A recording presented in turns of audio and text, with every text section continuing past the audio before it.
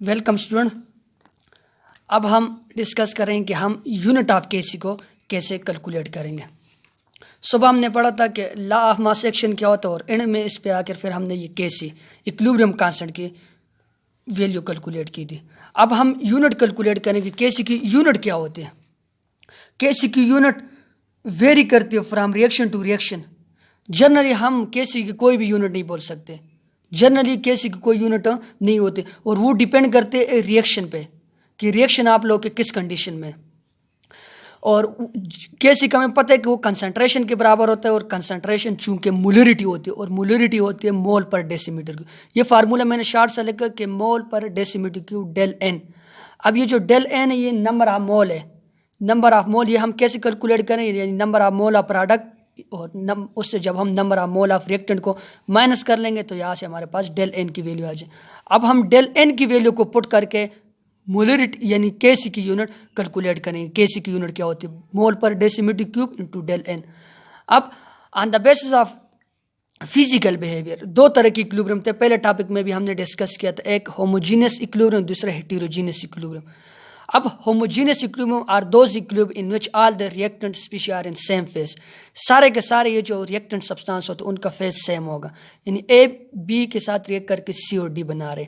अब यहाँ पर ए बी सी डी सारे का जो फिजिकल स्टेट है वो सेम है, मेनली गैसेस होती है। और इस चैप्टर के अंदर भी हम मेनली गैसेस के बारे में डिस्कस करते हैं, यानी फिजिकल जो स्टेट होता है वो गैसेस के बारे में ही होता है। कोई भी रिएक्शन बुक के अंदर ये सॉलिड और दूसरा वाला नहीं है। इसी तरह हेटेरोजीनियस जो इक्विलिब्रियम होता है उसमें जो रिएक्टेंट स्पीशीज होते हैं उनका जो फिजिकल स्टेट होता है वो सेम नहीं होता है। फॉर एग्जांपल यहाँ पर मैंने ए बी के साथ रिएक्ट करके सी बना रहे, अब ए गैस स्टेट में, बी लिक्विड स्टेट में और सी सॉलिड स्टेट में। अब कीप इन माइंड कि हम ये जो केसी की जो वैल्यू होती है ये असल में होमोजीनियस और हेटेरोजीनियस इक्विलिब्रियम के केस में डिफरेंट हो जाती है। अब देखना कि केसी की जो यूनिट होती है, केसी की जो वैल्यू होती है वो हम सॉलिड और गैस के, अगर इस रिएक्शन के लिए मैं केसी लिखूं, केसी बराबर होता है प्रोडक्ट और रिएक्टेंट।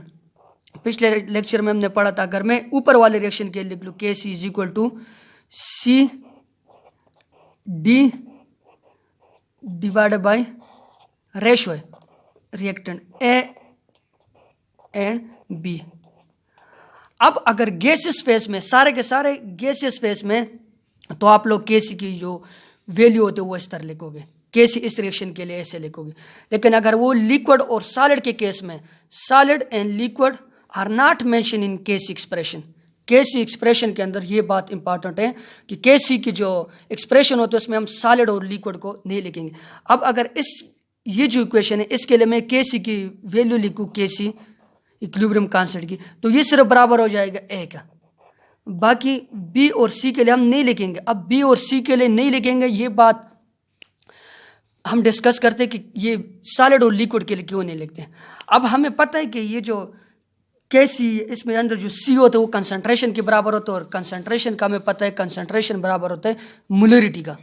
कंसंट्रेशन बराबर होते हैं मोलरिटी और molarity is equal to number of mole divided by volume.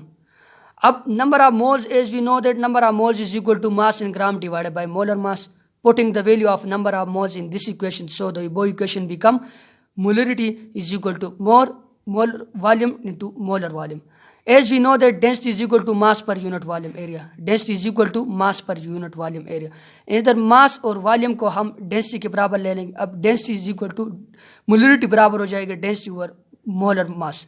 अब देखना, मैं फॉर एग्जाम्पल ये है आप लोग के पास, इसको आप लोग अगर रखते हो, ये कोई भी सब्सटेंस है, इसको आप लोग अगर रखते हो इस एरिया के अंदर, इधर रख लेते हो, किसी बीकर के अंदर रख लेते हो, ये इतना ही जगह घेरेगा। और अगर आप लोग इसको रख लेते हो किसी बड़े टब के अंदर, तो फिर भी ये इतना, इसका जो वॉल्यूम होगा वो सेम होगा। अब वॉल्यूम सेम होगा तो डेंसिटी भी सेम होगी, डेंसिटी हमारे पास कांस्टेंट रहेगी।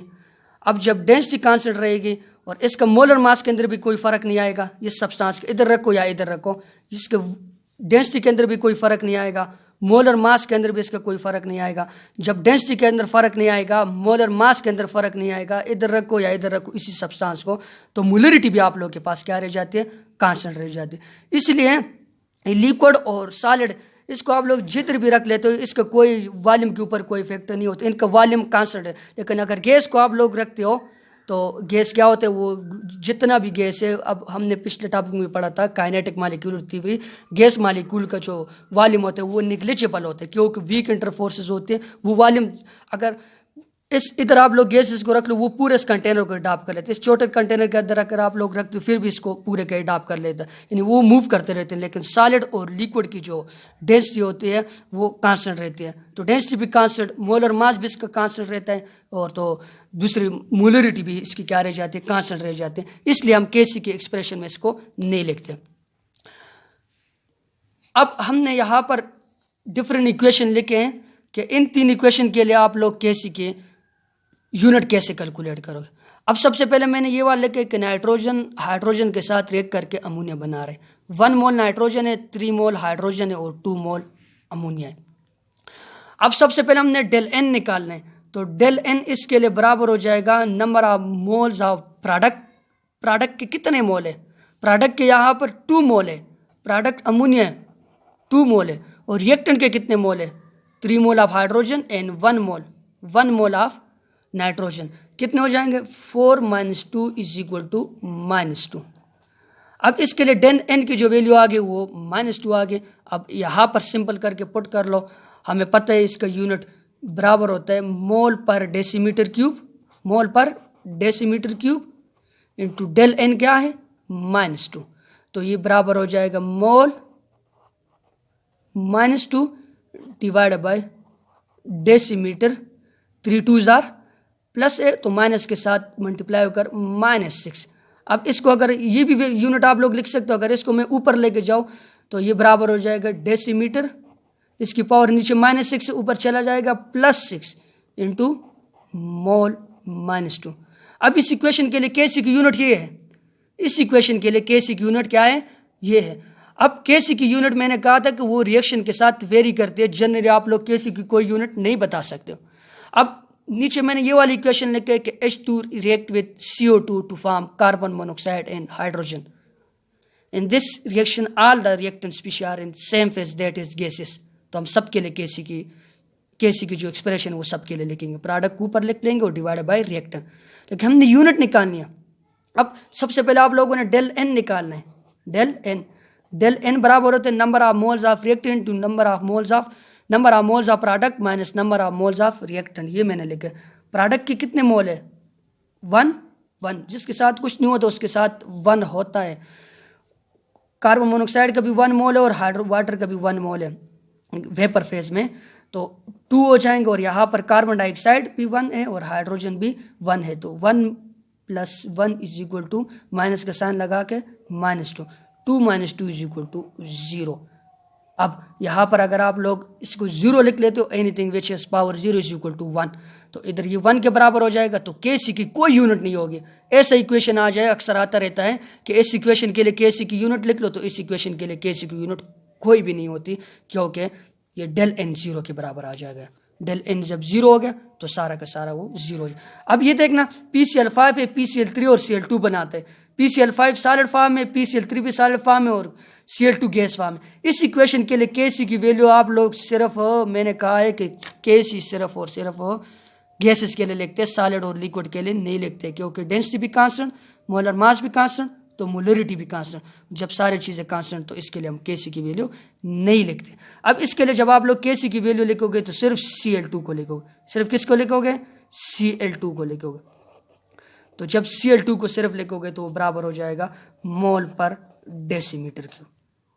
यहाँ पर जो यूनिट होगी वो मोल पर डेसीमीटर। ये डिफरेंट यूनिट है केसी के लिए, और ये केसी की यूनिट मैंने बता दिया आप लोगों को। केसी की यूनिट डिपेंड करती है रिएक्शन कंडीशन के ऊपर, किस फेज के अंदर, होमोजीनियस है, हेट्रोजीनियस है। और केसी की जनरल कोई यूनिट हम नहीं बता सकते, और वो वेरी करते विद रिएक्शन टू रिएक्शन। अब आप लोगों ने इससे जो ऊपर वाले न्यूमेरिकल है उसमें जो, अब लास्ट में हमने सारा कुछ पढ़ लिया कि केसी की वैल्यू कैसे कैलकुलेट करते हो, साथ में हम यूनिट कैसे कैलकुलेट। अब आप लोग का काम ये है कि ये मैंने रिएक्शन लेके सल्फर डाइऑक्साइड ऑक्सीजन के साथ रिएक्ट करके और सल्फर ट्राइऑक्साइड बनाते हैं। इसके लिए सबसे पहले तीनों जो फेज है वो गैसियस फेज है।